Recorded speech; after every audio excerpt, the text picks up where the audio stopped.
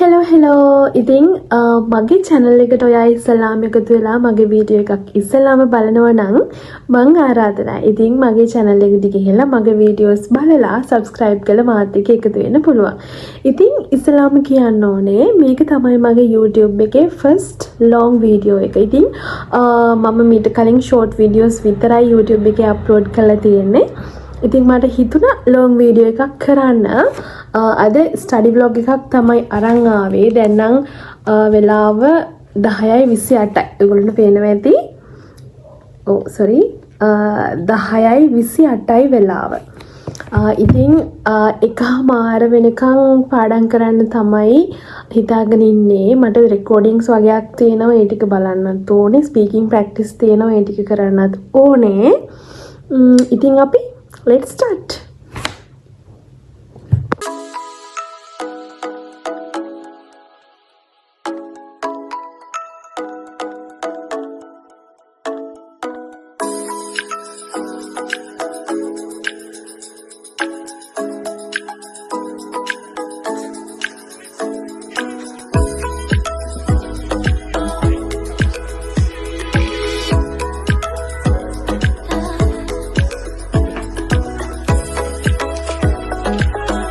සතියක් විතර මට මග ඇරලා තිබුණු රෙකෝඩින්ග්ස් වගේක් තමයි මම දැන් මේ බලන්නේ.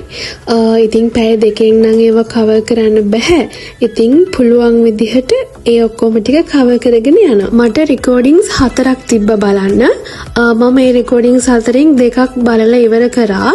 රෙකෝඩින් එක බලන ගමන මගේ ටියුට් එකේ විශේෂ කරුණු ටික මම highlight කරලා තියාගත්තා.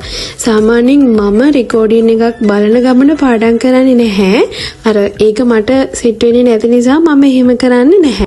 රෙකෝඩින් එක බලන ගමන විශේෂ කරුණු ටික highlight කරලා තියාගත්තාම පාඩම් කරනකොට අපිට ලේසියි.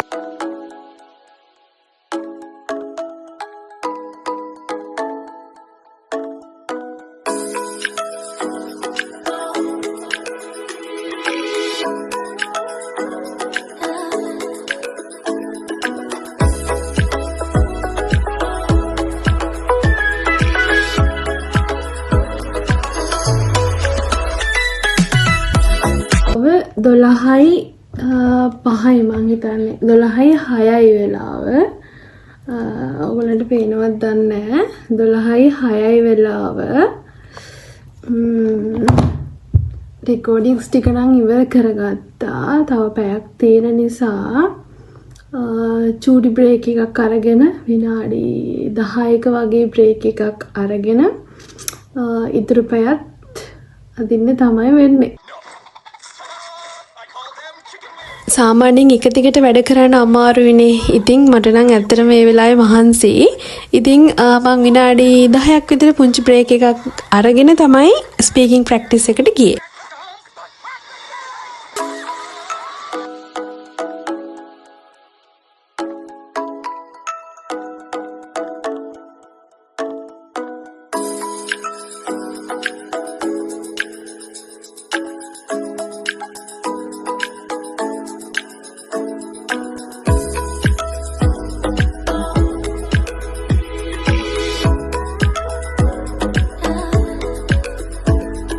ස්පීකින් ප්‍රැක්ටිස් ගැන මම ඔයගලන්ට මගේ ඉස්සරහා වීඩියෝස් වල කියන්නම්. මොකද දැන් කියන්න ගියොත් ඒකට ලොකු වෙලාවක් ඕනි වෙනවා.